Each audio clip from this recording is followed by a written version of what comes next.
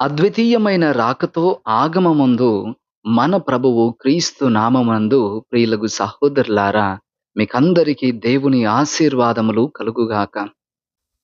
ఆగమన కాలములో రెండవ ఆదివారమున మనం ప్రవేశించి ఉన్నాం.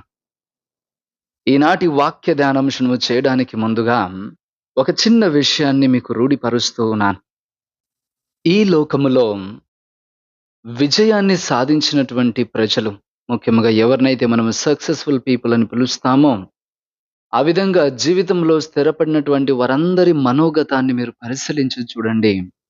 ఒక కామన్ ఫ్యాక్టర్, ఒక విషయము అందరికీ కామన్‌గా వారి జీవితాల్లో తారసపడుతుంది.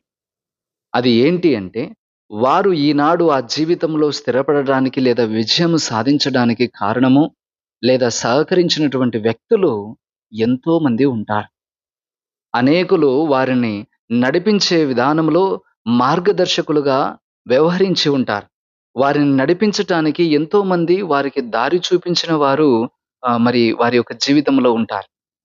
ఈ విధంగా జీవితంలో విజయము సాధించినటువంటి ప్రతి ఒక్కరిలో కూడా తమను నడిపించుటకు అక్కడక్కడ ప్రజలు వారి యొక్క జీవితంలోనికి ప్రవేశించి సరైన దిశానిర్దేశం చేసినటువంటి వ్యక్తులుంటారు. ఈనాడు ప్రియులగు సహోదరులారా, మన ఆధ్యాత్మిక జీవిత విషయంలో కూడా ఇదే జరుగుతుంది. మన జీవన ఎదుగుదలలో, ఆధ్యాత్మిక ఎదుగుదలలో మన ఎదుగుదలకు సహకరించేటువంటి వ్యక్తులు ఎప్పటికెప్పుడు మన జీవితంలో ప్రవేశించున్నట్లుగా దేవుడు వారిని మన జీవితాల్లో పంపిస్తాడు. ఈనాటి సువిశేషం మనకదే తెలియచేస్తూ ఉన్నది. ప్రభువు రాక కోసము ఎదురు చూసేటువంటి ఈ ఆగమన కాలంలో అతని రాక కోసము మనల్ని సంసిద్ధపరిచేటువంటి ఒక స్వరము, ఒక వ్యక్తిని గురించి మనకు ప్రస్తావిస్తూ ఉన్నది. అతని పేరు బాప్తిస్తా యోహాను గారు. యోహాను గారి యొక్క పరిచర్యను ఈనాటి సువిశేషంలో మనం చదువుతూ ఉన్నాం. అతడు ప్రభువు రాక కోసము మార్గమును ఏ విధముగా సుగమము చేస్తూ తాను పొందబోయేటువంటి రక్షణ సందేశమును ప్రజలకు వివరిస్తూ ఉండడము ఈనాటి సువిశేషంలో మనం చూస్తూ ఉన్నాం. బాప్తిస్త యోహాను గారు బోధిస్తూ ఉన్నారు, పరలోక రాజ్యము సమీపించింది, మీరు హృదయ పరివర్తన చెందుడి అని. కానీ అతడు ఎక్కడ బోధిస్తున్నాడో చూడండి. వాక్కులో చెప్పబడినట్లు అతడు యూదయ దేశపు ఎడారిలో బోధిస్తూ ఉన్నాడంట. ఒక ఎడారిలో ఒక స్వరము ఎలుగెత్తి పలుకుచున్నది అని చెప్పబడిన ఆ స్వరము ఇక్కడ బాప్తిస్త యోహానుని మనకు రూఢిపరుస్తుంది. కానీ ఎడారిలో ఈ స్వరము వినిపింప చేయబడుతుంది. ఏంటి ఈ ఎడారి? సాధారణంగా ప్రజలు ఎక్కడ నివసిస్తారండి? ఊర్లలో నివసిస్తారు, పట్టణాల్లో, పల్లెల్లో ప్రజలు నివసిస్తారు. కానీ ఎడారిలో నివసించగలిగేటువంటి స్థితిగతులు అక్కడ ఉండవు. అక్కడ ఎవరు జనులు తిరుగాడరు. అక్కడ ఉండేదల్లా ఆ యొక్క ఎడారి మొక్కలు, ఎడారి జంతువులు తప్ప మనుషులు నివసించగలిగేటువంటి ఒక స్థలము ఎడారైతే కాదు. మరి అటువంటి జనసంచారము లేనటువంటి ఒక ఎడారిలో బాప్తిస్త యోహాను గారు ఏం బోధిస్తున్నాడు? ఎవరికి బోధిస్తున్నాడు? అనేటువంటిది ఒక ప్రశ్నార్థకం వాస్తవానికి. ఇక్కడనే ప్రియులగు సహోదరులారా, ఈ ఎడారి అని వినియోగించబడిన ఈ పదము ఆధ్యాత్మిక ఎదుగుదలలోనూ లేదా ఆధ్యాత్మిక రచనల్లోనూ ఒక గొప్ప అర్థవంతమైనటువంటి పదజాలముగా వినియోగించబడిందని ఈరోజు మీరు తెలుసుకోవాలి. ఆధ్యాత్మికతలో ఎడారి అనేటువంటి పదాన్ని పునీతులు తరచుగా తమ రచనల్లో వాడారు. ఎలాగైతే ఒక దైవానుభవం మనకు అవసరము అనేటువంటిది వారి జీవితాల్లో చూస్తామో, అదే విధముగా ఎడారి అనుభవము, డెజర్ట్ ఎక్స్‌పీరియన్స్ అనేటువంటి ఒక భావం కూడా వారికి కలదు. ఇక్కడ ఈ ఎడారి అనుభవము అంటే ఏంటి? ఎడారి అనుభవము అనేటువంటి దానికి అర్థము చెప్పడానికి ముందు, ఎడారి అంటే దాని పరిస్థితిని మనం కొంచెం తెలుసుకుందాం. ఎడారి అంటే ఒక నిర్జీవ స్థలం. ఎటువంటి జీవరాశి గాని మనగలుగుటకు అనుకూలమైనటువంటి స్థానము అది కాదు అని చెప్పగలిగేటువంటి ఒక ప్రాంతమే ఎడారి. అక్కడ నీటి సమృద్ధి ఉండదు. చక్కటి పచ్చటి వాతావరణము అక్కడ ఎక్కడా కనిపించదు. సో, ఆ విధంగా ఎడారి బ్రతుకు అని అన్నప్పుడు అది ఒక నిర్జీవవంతమైనటువంటి జీవితము. లేదా బ్రతకలేకపోతున్నటువంటి ఒక స్థితిని, ఒక జీవన పరిస్థితిని మనకు బోధ చేస్తూ ఉన్నది. ఈ ఎడారిలో జీవము అంతరింపజేసేటువంటి ఒక స్థితిని మనకు ప్రస్తావిస్తూ ఉంది.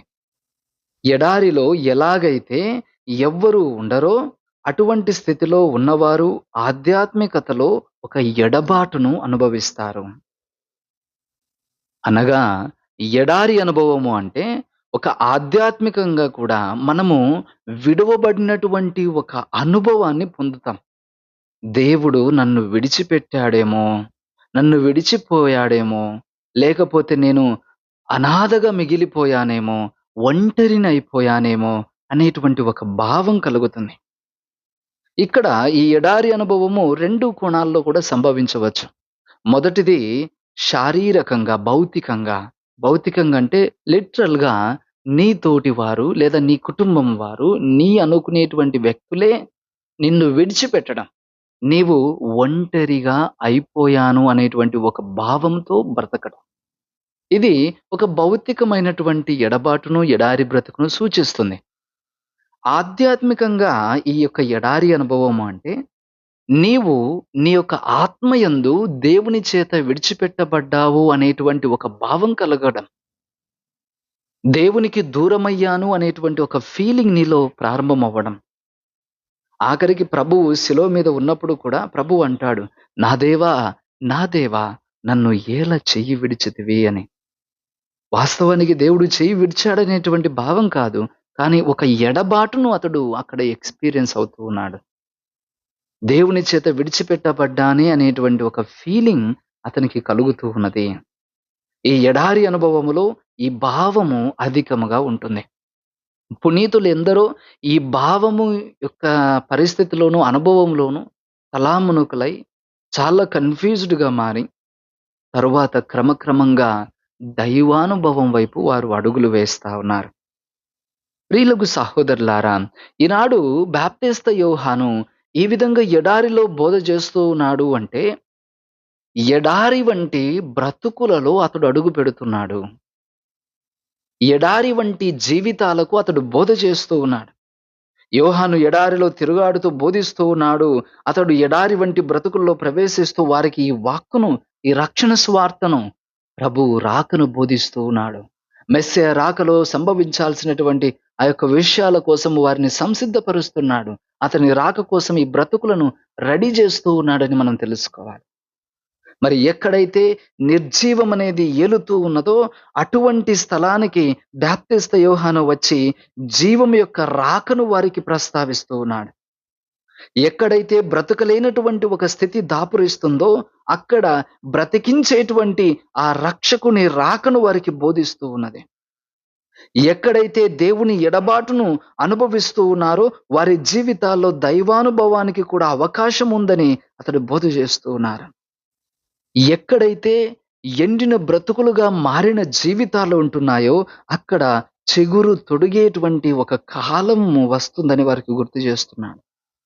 ఎక్కడ ఎవరి జీవితాలైతే నిర్మానుష్యమైనటువంటి ఇసుకతో నింపబడి అందవిహీనముగా మార్చబడిన బ్రతుకులుగా ఉన్నాయో అటువంటి వారి జీవితాలకు అందమైనటువంటి నిర్మాణము వారి జీవితాల్లో జరుగును అని చెప్పగలిగేటువంటి ఒక బోధకుడుగా యోహాను గారు మన ముందుకు వస్తూ ఉన్నారు ప్రియులకు సహోదరులారా.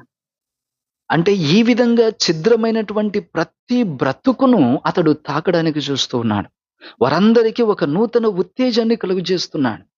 రానున్నటువంటి ఒక కొత్త లోకమును గురించి, కొత్త జీవిత పరిస్థితిని గురించి, రక్షించగలిగేటువంటి నాదుని రాకడను గురించి అతడు ప్రస్తావిస్తూ ఉన్నాడు. ఈనాటి మొదటి పట్టణంలో కూడా మనం చూస్తున్నాం. ఒక కొత్త లోకాన్ని యెషయా ప్రవక్త మనకు ప్రస్తావిస్తున్నాడు. అక్కడ అన్ని రకాల జీవరాశులు కూడా సమాధానముతో మనగలిగేటువంటి ఒక పరిస్థితిని అతడు ప్రస్తావిస్తూ ఉన్నాడు. ఈ విధంగా దేవుని రాకను, క్రీస్తు రాకను బాప్టిస్త యోహాను గారు అక్కడ ఉండేటువంటి యూదా ప్రజల యొక్క జీవితాల్లో ముందుగానే ప్రస్తావిస్తూ వారిని ఆయత్తపరచడానికి వాటిని రెడీ చేస్తూ ఉన్నాడు. వాస్తవానికి దేవుడు ఎప్పుడు కూడా తన రక్షణ సందేశాన్ని ఈ విధంగానే మనకు తెలియజేస్తాడు. ఇప్పటి వరకు మనం విశ్వాసపరులుగా బ్రతుకుతూ ఉన్నాము అంటే, ఈ విశ్వాసము ఎక్కడి నుంచొచ్చింది? నీ జీవితంలో నువ్వు తెలుసుకున్నటువంటి ఆ నిజ దేవుని సందేశం కావచ్చు, ఇంతవరకు నీ జీవితము ఈ విశ్వాస బాటలో కొనసాగుతూ ఉన్నది అంటే, నీకు ఎంతో మంది సహకరించారు. ఆ సత్యాన్ని, ఈ యొక్క విశ్వాస సంబంధిత విషయాల్ని నీకు బోధించునట్లును, అనుసరింపచేయునట్లును అనేకులు నీ జీవితంలో ప్రయత్నం చేసిన వారే. వారి కృషి వల్లనే ఈరోజు నీవిలా ఉంటున్నావు. అంటే వారు బోధ చేసినప్పుడు నీవు నీ వ్యక్తిగతముగా వారికి స్పందించగలిగావు కాబట్టి, నీవు నీ జీవితాన్ని ఇప్పుడు ఒక విశ్వాసపరుడుగానో, విశ్వాసపరురాలుగానో నిలబెట్టుకోగలుగుతూ ఉన్నావని తెలుసుకోవాలి. అందుకే పౌలు గారు అంటారండి, వినుట వలన విశ్వాసం కలుగును. వినుట క్రీస్తు బోధ వలన కలుగును. మరి ఎవరు బోధించనిచో ఎట్లు విందురు? ఎవరు పంపబడినచో ఎవరు బోధింతురు? అంటే దేవుడే వీరిని పంపి, వీరి ద్వారా మనకు సలహాలు, సూచనలు, మార్గనిర్దేశకము అనేది చేస్తూ ఉన్నాడని దీని భావం ప్రియులగు సహోదరి, సహోదరులారా. కనుక ఎవరో ఒకరు పంపబడాలి, పంపబడతారు. క్రీస్తును నీ చెంతకు తీసుకువస్తూ, క్రీస్తుని నీ చెంతకు తీసుకురావడానికి నీ జీవితంలో ఎవరో ఒకరు బాప్తిస్త యోహానులాగా ప్రవర్తించి ఉంటారు. అక్కడ బాప్తిస్త యోహాను గారు తన చెంతకు వస్తున్నటువంటి ఈ పరిసయ్యులు, సద్దూకయ్యులు అనేకులను కూడా చూస్తూ ఉన్నారు చూడండి. వారికందరికీ హృదయ పరివర్తన చెందమని బోధ చేస్తున్నాడు. మీరు ఏమీ గర్వపడవద్దండి. మీరు అబ్రాహాము సంతానమని విర్రవీగవద్దండి. దేవుడు తలుచుకుంటే ఈ రాళ్ళ నుంచి కూడా అబ్రాహాముకు సంతానాన్ని అనుగ్రహించగలడు. ఇక్కడ మీ గొప్ప అనేది ఏమి లేదు. కానీ మీరు సిద్ధపడండి. నా తర్వాత నాకంటే గొప్పవాడు ఒకడు వస్తున్నాడు. అతని పాద రక్షకులు విప్పడానికి కూడా నాకు యోగ్యత లేదు. అంతటి గొప్పవాడు రాబోతూ ఉన్నాడు.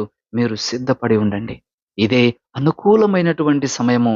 ఇక్కడనే నీవు రెడీగా ఉండాల్సినటువంటి అవసరత ఎంతగానో ఉంది అని యోహాను గారు మనకు తెలియజేస్తూ ఉన్నారు ప్రియులకు సహోదరులారా. ఈనాడు మన విశ్వాసాన్ని బట్టి కూడా మనకు అటువంటి గుణగణాలను, విషయాలను తెలియపరిచిన వ్యక్తులుంటే వాళ్ళని బట్టి దేవునికి స్తోత్రం చెప్పు. వారికి వారుగా ఎవ్వరు మీ దగ్గరకు వచ్చి బోధ చేయలేదు. మీకు మంచి విషయాలు తెలియచేయలేదు. అటువంటి వ్యక్తులు మీ దగ్గర వచ్చి ఉన్నారు అంటే ఖచ్చితంగా అది దేవుని ప్రమేయమే. దేవుడు చేసినటువంటి ఏర్పాటని మనం తెలుసుకోవాలి. కానీ ఇక్కడితో నీ బాధ్యత, నీ పని అయిపోలేదు. ఎలాగైతే నీ విషయంలో ఎవరో ఒకరు నీకు ఆ యొక్క విషయ పరిజ్ఞానాన్ని నేర్పించారో, అదే విధంగా నీవు కూడా అదే బాధ్యతను పొందుతావు. ఒక జ్ఞానస్నాన యోహానులాగా నీవు కూడా ఈ లోకాన క్రీస్తు మార్గాన్ని సంసిద్ధం పరిచేటువంటి ఒక స్వరముగా నీవు మారాలి. హృదయ పరివర్తన చెంది ఇతరులు కూడా హృదయ పరివర్తన చెందినట్లు చేయగలిగేటువంటి ఒక ప్రవక్త వంటి బాధ్యత మనకు అప్పజెప్పబడింది. ప్రభువు రాకడ జరుగుచూ ఉన్నప్పుడు మిట్ట పల్లాల వంటి ప్రతి జీవితాన్ని కూడా సమతుల్యపరచుకోవడానికి ఏర్పరపబడినటువంటి సైనికుడివి, సేవకుడివి నీవే. ఇది మనందరి బాధ్యత. ప్రతి ఒక్కరి బాధ్యత. మన జీవితాల్లో మనల్ని నడిపించిన వ్యక్తులు ఎలాగున్నారో దేవుడు అదే విధంగా నిన్ను నడిపిస్తాడు. నీ ద్వారా అనేకుల జీవితాల్లో కూడా తన యొక్క సత్యము ప్రవేశించాలని, తన రాకడ సంభవించాలని దేవుడు ఆశపడుతూ ఉన్నాడు ప్రియులకు సహోదరులారా. ఈ లోకమును కనీసము కొందరి జీవితాల్లోనైనా రక్షణ సందేశం అందించగలిగేటువంటి రీతిగా క్రీస్తు బాధ్యత మనల్ని కోరుతూ ఉన్నదని మనం తెలుసుకోవాలి. ఇందుకోసము మనము ఎంత వినయ మనస్సు కలిగిన వారిగానైనా మారుటలో ఏ తప్పు కూడా లేదు. ఏ తప్పు కూడా లేదు. అందుకోసమే పౌలు గారు అంటారు, నేను కొందరినైనా రక్షించుటకు గాను అందరికీ నేను అన్నియూ అయితిని. అంటే తాను బోధ చేస్తున్నప్పుడు, పరిచర్య చేస్తున్నప్పుడు వారిలో కొందరినైనా రక్షించాలనేటువంటి ఉద్దేశముతో పౌలు గారు అందరికీ అన్నీయుగా మారిపోతున్నాడు. అంటే ఒక పేదవాడితో తను కూడా పేదవాడిలా, ఒక ధనికుడితో తను కూడా ధనికుడిలా, ఒక సాధారణ వ్యక్తితో తను కూడా ఒక సాధారణ వ్యక్తిలా మమేకమైపోతున్నాడు. ఈనాడు తల్లిదండ్రులుగా మీరు మీ పిల్లలకు వాళ్ళకు కావలసిన ఏదైనా కూడా అది ఇవ్వడానికి సంసిద్ధపడతారు. వాళ్ళకు అన్నీయూ మీరే. వారు తప్పు చేస్తే వారిని శిక్షించేవారు మీరే, మంచి చేస్తే వారిని మెచ్చేవారు మీరే, వారిని ఉత్సాహపరచడానికి స్నేహితులు మీరే, వారిని నడిపేటువంటి మార్గదర్శులు మీరే. ఈ విధంగా మీ పిల్లల యొక్క ఎదుగుదలకు మీరు వారి కోసము అన్నీ కూడా సమకూరుస్తారు. అన్ని విధాలా సమకూర్చేటువంటి వ్యక్తులు కూడా మీరై ఉంటారు. అలాగే క్రీస్తు రక్షణను కొందరికైనా అందించుటకు మనము కూడా ఆ విధంగా మారాలి ప్రియులకు సహోదరులారా. మరి అలా మారడము అంత ఈజీ కాదు. అలా జరగాలి అంటే ఒక చక్కటి ప్రేమ గుణం మనకెంతో అవసరము. ఈనాడు ఈ యొక్క ఆగమన కాలంలో వెలిగించబడినటువంటి ఈ రెండవ కొవ్వొత్తి ఏదైతే ఉందో, ఒక చక్కటి ప్రేమ గుణాన్ని, ఒక విశ్వాస గుణాన్ని మనకు పరిచయం చేస్తా ఉంది. ఈ గుణాలు మనకు ఊరికే రావు. ఇవి పరుల నుంచి మనం నేర్చుకుంటాం. ఒక ప్రేమ గురించి వాక్కు చెబుతుంది, మొదట దేవుడు నిన్ను ప్రేమించాడు కాబట్టి నువ్వు తిరిగి ప్రేమించగలుగుతున్నావని. అదేవిధంగా ఈ గుణాలను మనం నేర్చుకున్నాము అంటే ఇతరుల నుంచి నేర్చుకున్నాము. ఇదే గుణాల్ని మనం ఇతరులకు కూడా పంచాలి. ఈ ప్రేమ వలననే క్రీస్తు ఈ యొక్క లోకానికి రాగలుగుతున్నాడు. అందుకోసం మార్గం సిద్ధం చేయగలగాలి. ఈ యొక్క ప్రేమ గుణాలనేవి చాలా చక్కటి సుగుణాలు. ఇది ఎంతటి పరిస్థితినైనా మార్చగలిగేటువంటి శక్తివంతమైనటువంటి సుగుణాలు. ఈనాటి మొదటి పట్టణంలో యెషయా ప్రవక్త ప్రస్తావించినటువంటి ఆ జీవిత విధానం అన్ని రకాల క్రూర జంతువులు కావచ్చు, సాధు జంతువులు కావచ్చు, అన్నీ మమేకమై జీవిస్తూ ఉన్నాయి ఒక సమాధానముతో అంటే కారణము వారి మధ్య చక్కటి ప్రేమ బాంధవ్యము ఏర్పడింది కాబట్టి. ఈ ప్రేమ బాంధవ్యము వలననే అన్నీ కూడా సమతుల్యమైన స్థితిలోనికి చేర్చబడగలుగుతుంటాయి. ఈనాడు నీవు పొందుకున్న విశ్వాసము ఇతరులు నీకు అందించబడినది. ఈనాడు నువ్వు పొందుకున్న విషయము ఇతరుల జీవితాల్లో ఒక వెలుగులాగా అంటించగలగాలి. క్రీస్తు రాక వారి జీవితాల్లో జరగడానికి నీవు ప్రయత్నం చేయగలగాలి. కొందరి జీవితాల్లోనైనా నీవు యోహానులాగా మారాలి. నీ ప్రయత్నమే గనక సఫలీకృతం అవ్వగలిగితే, నీవు చక్కగా చేసుకోగలిగితే ఆఖరికి కఠిన హృదయులైనటువంటి పరిసయ్యులు, సద్దూకయ్యుల లాంటి వారి మొండి హృదయాలను కూడా నువ్వు ప్రభావితం చేయగలవు. ఆ శక్తి దేవుని కృపతో నీకు అందచేయబడుతుంది.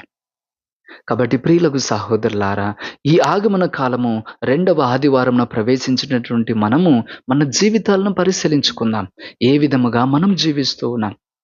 మనం పొందుకున్నటువంటి ఈ విశ్వాసం మనకు అందించినటువంటి మన జీవితాల్లో యోహాను వంటి పాత్రను పోషించిన వ్యక్తులను స్మరించుకుందాం. వారిని బట్టి దేవునికి కృతజ్ఞత తెలియచేద్దాం. అదేవిధంగా ఇదే బాధ్యతను నేను పొందుకుంటూ ఉన్నాను. నేను ఇతరుల జీవితాలకు ఎలా పంచాలి అని ప్రయత్నం చేద్దాం.